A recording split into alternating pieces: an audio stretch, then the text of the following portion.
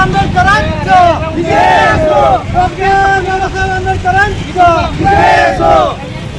भारत माता की जय, वंदे मातरम, जिंदाबाद। विद्यार्थ्यांवर झालेल्या बेड हल्ल्याचा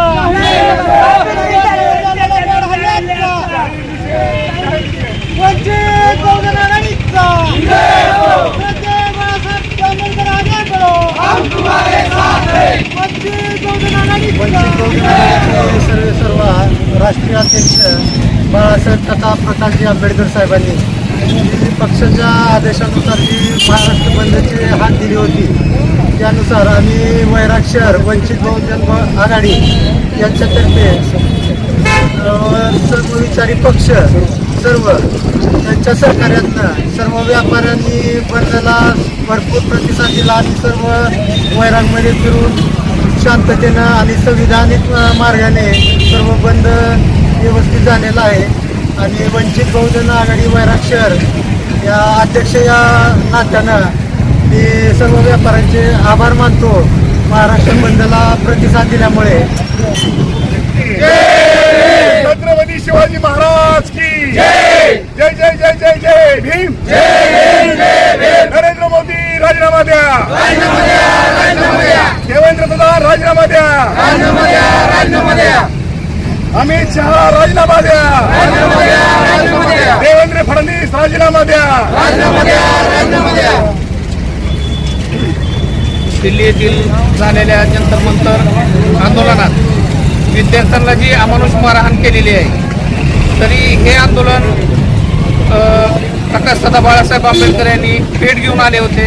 नंतर पक्षाच्या आदेशानुसार वंचित बहुजन आघाडीने पुकारलेल्या बंदला समविचारी पक्षांनी आणि वैराग शहरमधील काही व्यापाऱ्यांनी त्या बंदला पाठिंबा दिला।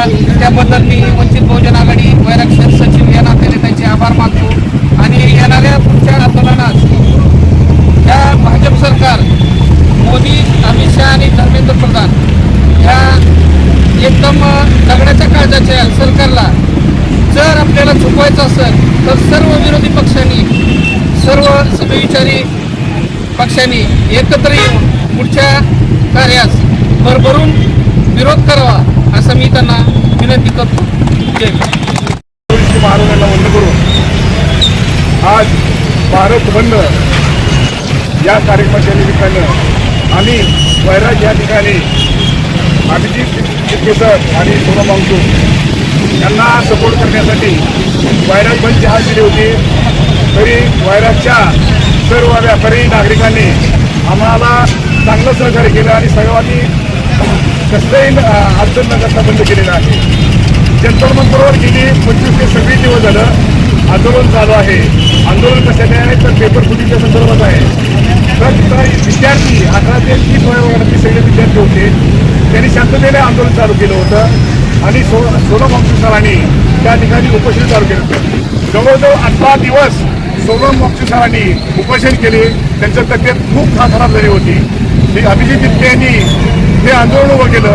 तो महाराष्ट्रातला आपला एक युवक आहे आणि तो अमेरिकेत शिकत असताना सुद्धा भारतामध्ये जी काय चालू आहे त्यासाठी तो अमेरिका सोडून भारतामध्ये आला आणि इथलं त्याला बघवलं नाही की विद्यार्थ्यांचे हाल, शेतकऱ्यांचे हाल, अनेक हाल आहेत, कष्टकऱ्यांचे हाल आहेत। या सगळ्यांचा तो विचार करून त्यानं एक आंदोलन उभं केलं आणि त्याला संपूर्ण देशातून प्रचंड प्रतिसाद मिळाला।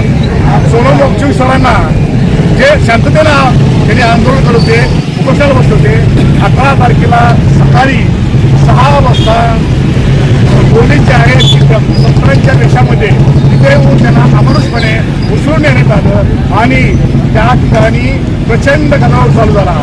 याला पूर्ण जबाबदार देशाचे गृहमंत्री अमित शहा, नरेंद्र मोदी आणि धर्मेंद्र प्रधान हे आहेत। या लोकांनी अक्षरशः देशाचं वाटोळ केलेलं आहे। या लोकांनी राजीनामा द्यायला पाहिजे।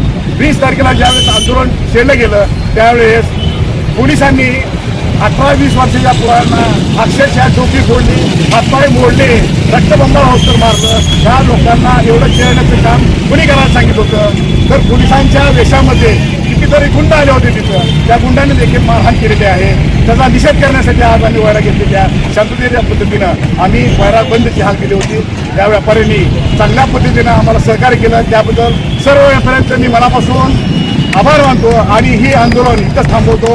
जय भीम, वंदे मातरम, वंदे मातरम, जय जय जय जय जय भीम.